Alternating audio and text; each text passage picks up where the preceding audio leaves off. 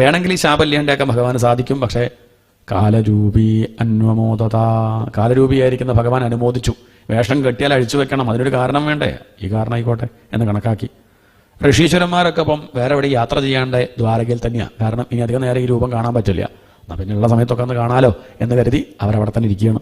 ഗോവിന്ദ ഭുജഗുപ്തായാം ദ്വാരവത്യാം ഗുരുദ്വഹ അവാത്സീം നാരദോഭീക്ഷണം കൃഷ്ണോപാസനലാലസ.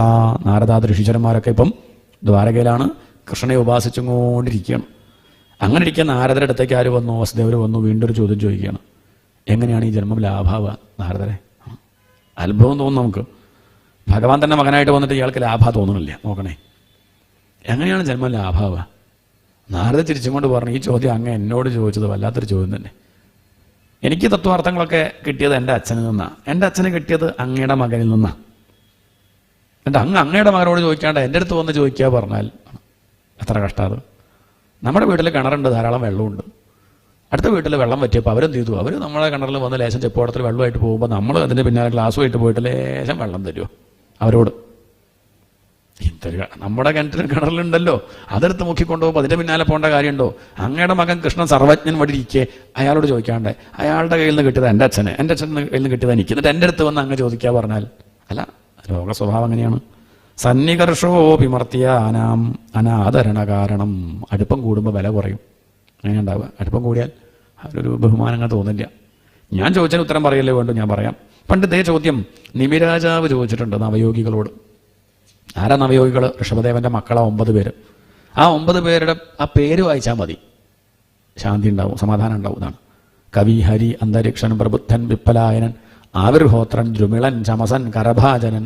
9 പേര്. അതിൽ ഒരാളെ കാണണമെങ്കിൽ തന്നെ കോടി പുണ്യം ചെയ്യണം. അങ്ങനെ ഇരിക്കുക 9 പേരെ കാണാനുള്ള ഭാഗ്യം ആർക്കുണ്ടായി? നിമിരാജാവിനുണ്ടായി. അദ്ദേഹം പറഞ്ഞു, നിങ്ങളെ കാണാൻ സാധിച്ചത് വലിയ ഭാഗ്യട്ടോ. ദുർലഭോ മാനുഷോ ദേഹോ ദേഹിനാം ക്ഷണഭംഗുരാ തത്രാപി ദുർലഭം മന്യേ വൈകുണ്ഠപ്രിയ ദർശനം അത ആത്യന്തികം ക്ഷേമം പൃച്ഛാമഹ ഭവതോനഘ. ഒറ്റ ചോദ്യം എനിക്ക് നിങ്ങളോട് ചോദിക്കാനുള്ളൂ. ആത്യന്തികമായിട്ടുള്ള ക്ഷേമം എന്താ? ഇതാണ് ഭാഗവതത്തിലെ ആദ്യത്തെ അവസാനത്തെയൊക്കെ ചോദ്യം. ആത്യന്തികമായിട്ടുള്ള ക്ഷേമം തൽക്കാലമുള്ള ക്ഷേമമല്ല. അത് പലതും ഉണ്ട്. ചിലത് കഴിച്ചാൽ മതി, കുടിച്ചാൽ മതി, ടി വി കണ്ടാൽ മതി, പരദൂഷണം പറഞ്ഞാൽ മതി, ഒരു സുഖമൊക്കെ ഉണ്ടാവും. പക്ഷെ അത് ആത്യന്തികമല്ലല്ലോ. അതുകൊണ്ട് പിന്നീട് നഷ്ടം ഉണ്ടാവുന്നുണ്ട്, വിഷമം ഉണ്ടാവുന്നുണ്ട്, പലതരത്തിൽ ബുദ്ധിമുട്ടുണ്ടാവുന്നുണ്ട്. അത് എല്ലാ കാലം നിലനിൽക്കുന്നില്ല. ആത്യന്തികമായിട്ടുള്ള ക്ഷേമം എങ്ങനെയാ? അതാ ചോദ്യം. അഥ ആത്യന്തികം ക്ഷേമം പൃച്ഛാമഹ ഭവതോ നഖ സംസാരേസ്മിൻ ക്ഷണാർദ്ധോപി സത്സംഗഃ ശേവധിർനൃണാം. ശേവധി നിധി എന്നർത്ഥം. ഇവിടെ ഏറ്റവും വലിയ നിധി എന്താണ്? സത്സംഗം ആണ്. അതിലും വലിയൊരു സമ്പത്ത് ലോകത്തില്ല. അങ്ങനെ ഇരിക്കെ എനിക്ക് 9 നിധികുംഭങ്ങളാണ് കിട്ടിയത്. എത്രണ്ണം? 9 നിധികുംഭം. 9 യോഗീശ്വരന്മാരാണ്. 9 സജ്ജനങ്ങളെ കാണാൻ സാധിക്കുക. ഭാഗ്യല്ലേ അത്? സത്സംഗത്തെ നിധിയായിട്ടൊന്നും പറഞ്ഞാൽ പോരാ, അത് ശരിയല്ല. പക്ഷെ നമുക്ക് മനസ്സിലാവണം വെച്ചാൽ നിധിയല്ലേ നമുക്ക് മനസ്സിലാവുള്ളൂ. നമുക്ക് വിലയുള്ള സംഗതി എന്താ? നിധി. അതേ വേണ്ടി പറയാണ്. നമുക്ക് വിലയുള്ള സംഗതി നിധി ആയതുകൊണ്ട് പറയാണ് നിധി പോലെയാണ്. സത്സംഗഃ ശേവധിർനൃണാം. അതുകൊണ്ട് എൻ്റെ ചോദ്യം ഇതാണ്, എന്താണ് ആത്യന്തികമായിട്ടുള്ള ക്ഷേമം? അതിന് ഉത്തരമായിട്ട് കവി എന്ന യോഗീശ്വരൻ പറഞ്ഞു. എന്ത് പറഞ്ഞു? കവി എന്താ പറഞ്ഞത്? മന്യേ അകുതശ്ചിത് ഭയം അച്യുതസ്യ പാദാംബുജോപാസനമത്ര നിത്യം ഉദ്വിഗ്ന ബുദ്ധേ അസദാത്മഭാവാത് വിശ്വാത്മന എത്ര നിവർത്തതേ ഭീഹി. ഇനി പറയുന്ന കാര്യമാണ് ഏറ്റവും പ്രധാനം. ഇതിന് ഭാഗവത ധർമ്മം എന്ന് പറയും. നിമിനവയോഗി സംവാദം അല്ലെങ്കിൽ ഭാഗവത ധർമ്മം. ഇവിടെ ലോകത്തെ എല്ലാവർക്കും പ്രശ്നം രാജാവേ ദുഃഖമാണ്. സുഖം ആരും പ്രശ്നമായിട്ട് പറയാറില്ല. പക്ഷെ സുഖവും വാസ്തവത്തിൽ പ്രശ്നമാണ്. പക്ഷെ ആർക്കും തോന്നണില്ല. അതാ ബുദ്ധിമുട്ട്. സുഖവും ദുഃഖവും നമ്മുടെ മനസ്സിനെ ഇളക്കിക്കൊണ്ടിരിക്കുകയാണ്. ഈ ഇളക്കമാണ് പ്രശ്നം. മനസ്സിനെ അങ്ങനെ ശാന്തമായിട്ട് നിർത്തുക, അതാണ് വേണ്ടത്. സുഖിക്കാനും പോണ്ട, ദുഃഖിക്കാനും പോണ്ട. ശാന്ത സമുദ്രം പോലെ. സമുദ്രം ശരിക്കും ശാന്തമാണ്. പക്ഷെ നമ്മൾ തിരമാല കാണുന്നത് എന്താ വെച്ചാൽ ഈ കരക്കെടുക്കുമ്പോഴേ ഈ പ്രശ്നം കാറ്റടിച്ചിട്ടാണേ. കാറ്റടിക്കുമ്പോൾ അതിന് ആ സമഭാവത്തിന് മാറ്റം വരും, പൊന്തും താഴും, അപ്പോഴാണ് തിരമാല. ഇതുപോലെ നമുക്കും മനസ്സ് വലിയ കുഴപ്പമൊന്നുമില്ല, ഉറങ്ങുമ്പോൾ ഒരു കുഴപ്പമൊന്നുമില്ല. ഉണർന്നു കഴിഞ്ഞാലാണ് ഈ പ്രശ്നമൊക്കെ. ഇതാണ് ചിലരൊക്കെ എന്തെങ്കിലും നല്ലത് പറയുമ്പോൾ ഞാനൊരു കേമനാണ് എന്നൊരു തോന്നൽ ഇളകി ആണ്. ചിലർ കുറ്റം പറയുമ്പോൾ താന്നുപോയി. ഇതാണ് ആ സമത്തിന് മാറ്റം വരുമ്പോഴാണ് നമ്മൾ വിസമം എന്ന് പറയുക. നമ്മളൊന്നുകൂടി ഭംഗിയിൽ വിഷമായി എന്ന് പറയുക. കേട്ടപ്പോഴേ എനിക്ക് വിഷമായി. വിഷമല്ല, വിസമം ആണ്. സമഭാവത്തിന് മാറ്റം വന്നു. അത് ഉയരുമ്പോഴും താഴുമ്പോഴും മാറ്റം വരുന്നുണ്ട്. ഉയരും താഴും വേണ്ട, അതങ്ങനെ സമമാക്കി അങ്ങനെ നിർത്താനാണ് ഈ വക ഗ്രന്ഥങ്ങൾ. ഏത് ശാസ്ത്രമാണെങ്കിലും മനസ്സിനെ ഇളക്കാണ്ട് അങ്ങനെ മനോനിർവിഷയം ആണ്. മറ്റു വിഷയങ്ങളെ ധ്യാനിക്കാണ്ട മനസ്സിനെ അങ്ങനെ നിർത്തുക. അങ്ങനെ വിഷയങ്ങളെ ധ്യാനിക്കാത്ത മനസ്സ് ബ്രഹ്മം തന്നെയാണ്. എന്താണ്? ഈശ്വരൻ തന്നെയാണ്. അപ്പൊ ഇവിടെ ദുഃഖത്തിന് കാരണം എന്താ ചോദിച്ചാൽ പറയാം, മന്യേ കുതശ്ചിത് ഭയം. ദുഃഖത്തിന് കാരണം വാസ്തവത്തിൽ ഭയ. എന്താണ്? ദുഃഖം നമ്മൾ പറയുന്നുണ്ടല്ലോ, ഒന്ന് അന്വേഷിച്ച് നോക്കുക എന്താ ദുഃഖത്തിന് കാരണം. അപ്പം അങ്ങനെ അന്വേഷിച്ചാൽ മനസ്സിലാവും ദുഃഖത്തിന് കാരണം പേടിയ. എന്താ ഉണ്ടാവുക എന്നുള്ളൊരു അല്ലേ ഉത്കണ്ഠ. നാളെന്തുണ്ടാവും?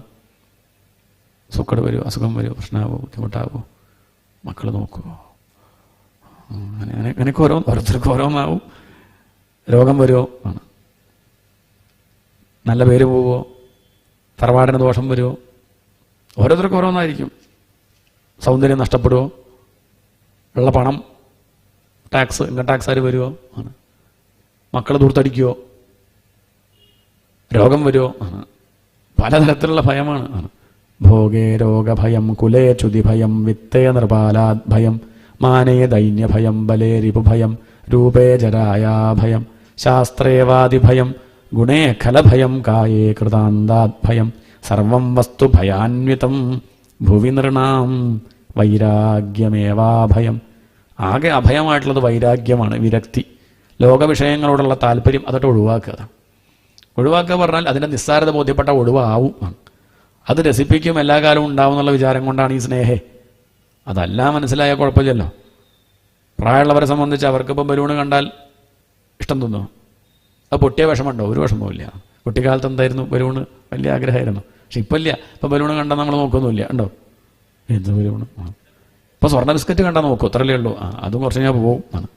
തത്വാർത്ഥങ്ങളൊക്കെ മനസ്സിലായാൽ ആ ബലൂണ് പോലെ തന്നെ അതും ആണ്. അത്ര മനസ്സിലാവും. ഇതിപ്പം അത് അറിഞ്ഞിട്ടില്ല. ഇപ്പം നമ്മൾ ചിലതൊക്കെ അങ്ങനെ കേമാ വിചാരിച്ചിരിക്കുകയാണ്. പക്ഷെ അതൊക്കെ നിസ്സാരമാണെന്ന് അറിഞ്ഞാൽ പിന്നെ ഒന്നിനോടും താല്പര്യം ഉണ്ടാവില്ല. മന്യേ കുതശ്ചിത് ഭയം. അപ്പം ദുഃഖത്തിന് കാരണം ഭയമാണല്ലോ. അതെ, ഭയത്തിന് കാരണം എന്താ? പലതുണ്ട് എന്നുള്ള വിചാരമാണ് ഭയത്തിന് കാരണം. ഉപനിഷത്ത് പറയും ദ്വിതീയാത് വൈ ഭയം ഭവതി. രണ്ട് എന്നുള്ള വിചാരം കൊണ്ടാണ് ഭയം ഉണ്ടാവുന്നത്. രണ്ടില്ല വാസ്തവത്തിൽ. അതാണ് അറിവ്, അതാണ് ജ്ഞാനം. എന്ത്? ഏകമേവ, ഒന്നേ ഉള്ളൂ. അത് ഉറപ്പിക്കൂ. പറഞ്ഞാൽ മാത്രം പോരാ, ഉറപ്പിക്കൂ. മനസ്സിലങ്ങനെ പറഞ്ഞുകൊണ്ടിരിക്കൂ, ഒന്നേ ഉള്ളൂ. പലതില്ല. പലത് കാണുന്നതോ അത് മരുമരീചിക പോലെ. മരുഭൂമിയിൽ വെള്ളം കാണുന്നുണ്ട്, വാസ്തവത്തിലില്ല. അടുത്തേക്ക് പോയാൽ കാണാണ്ടേവും. ഇല്ല, അത് കണ്ണിന് വിവരമില്ലാത്തതുകൊണ്ട് കാണിച്ചതാണ്. അപ്പോൾ വിവേകം കൊണ്ട്, അറിവ് കൊണ്ട് മനസ്സിലാക്കുക. ഇല്ലാത്തത് കാണിക്കുകയാണ്. ഇല്ലാത്തത് കാണുമല്ലോ. ഇല്ലാത്തതല്ലേ കാണുന്നതൊക്കെ. സ്വപ്നം ഇല്ലാത്തതല്ലേ കാണുന്നുണ്ടല്ലോ. അതന്നെ. ഇതൊക്കെയാണ് ഉദാഹരണം. ഉള്ളതുപോലെ തോന്നുന്നു. ഉള്ളതെന്താ? ഉള്ളത് ഈശ്വരൻ. ഈശ്വരനിൽ ഇല്ലാത്തത് തോന്നുകയാണ്. ഉള്ളത് ഈശ്വരൻ, ഉള്ളത് മരുഭൂമി. ആ മരുഭൂമിയിൽ ഇല്ലാത്ത മരീചിക തോന്നുകയാണ്. ഇതാണ് ഉദാഹരണം. ഇതല്ലാണ്ട് വേറെ ഉദാഹരണമില്ല. ഉള്ളത് ഞാൻ, ആ എന്നിൽ സ്വപ്നം ഇങ്ങനെ തോന്നുകയാണ്. അത് തോന്നല. ആ തോന്നലിൻ്റെ അടിസ്ഥാനം ഈശ്വരൻ. ആ ഈശ്വരനെ അറിയൂ. ഒന്നായ നിന്നൈഹ രണ്ടെന്നു കണ്ടളവിലുണ്ടായൊരിണ്ടൽ. എപ്പോഴാണ് ഇണ്ടലുണ്ടായത്? ഒന്നായ ഈശ്വരനെ പലതായിട്ട് കാണുകയാണ്.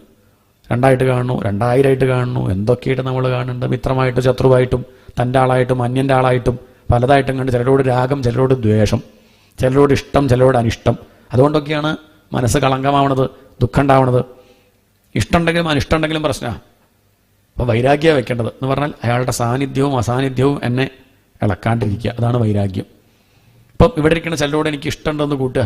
എനിക്കില്ല കേട്ടോ, എനിക്ക് അങ്ങനെയൊന്നും ആരോടും ഇല്ല. ആരും വിചാരിക്കുക ഇപ്പോൾ ഇഷ്ടമുണ്ട് ചിലരോട്. ഉണ്ടെങ്കിൽ എനിക്ക് ബുദ്ധിമുട്ടാണ്. കാരണം ആ ഇഷ്ടമുള്ളവർ ഞാൻ പ്രഭാഷണം തുടങ്ങുമ്പോൾ എണീറ്റ് പോയാലോ? പ്രഭാഷണം അങ്ങോട്ട് തുടങ്ങുമ്പോൾ അമ്മ അങ്ങോട്ട് എണീറ്റ് അങ്ങോട്ട് പോയി. അമ്മയ്ക്കൊരു കുഴപ്പമില്ല. അമ്മ ബസ് പറഞ്ഞ് ഇതൊക്കെ എടുത്ത് ബാഗൊക്കെ എടുത്ത് അനുഭവം ചെയ്തു. ആർക്കാ പ്രശ്നം? അമ്മയ്ക്കല്ല, എനിക്കാ പ്രശ്നം. എന്താ? കാരണം ഇഷ്ടമുള്ളതുകൊണ്ടാണ്. ആ ഇഷ്ടം ഉണ്ടാവരുത്. ഈ ഇഷ്ടം ഉണ്ടെങ്കിൽ പ്രഭാഷണം നന്നാവില്ല കേട്ടോ. അതാണ്, മനസ്സിലായിക്കോളും. നമുക്ക് ആരോടും ഇഷ്ടവും പാടില്ല, അനിഷ്ടവും പാടില്ല. അനിഷ്ടം ഉണ്ടെങ്കിൽ എന്താ കുഴപ്പം? എനിക്ക് ഇഷ്ടപ്പെടാത്ത ഒരാൾ ഇങ്ങോട്ട് കയറി വരുമ്പം വരുന്നുണ്ട്, പിന്നെ പറഞ്ഞാൽ നേരെയാ പോവുക. ഇതിപ്പോൾ ഒന്നും ഇല്ലാത്തതുകൊണ്ട് സുഖമായിട്ടിരുന്ന് അങ്ങനെ ആണ് പറഞ്ഞത്. അതുകൊണ്ട് ഇഷ്ടവും വെക്കണ്ട, അനിഷ്ടവും വെക്കണ്ട. രണ്ടായാലും പ്രശ്നമാണ്. രാഗമാണെങ്കിലും ദ്വേഷമാണെങ്കിലും പ്രശ്നമാണ്. രാഗം അത് സ്വർണത്തിൻ്റെ ചങ്ങലയാണ്, ദ്വേഷം ഇരുമ്പിൻ്റെ ചങ്ങല. രണ്ടും ചങ്ങലയാണല്ലോ.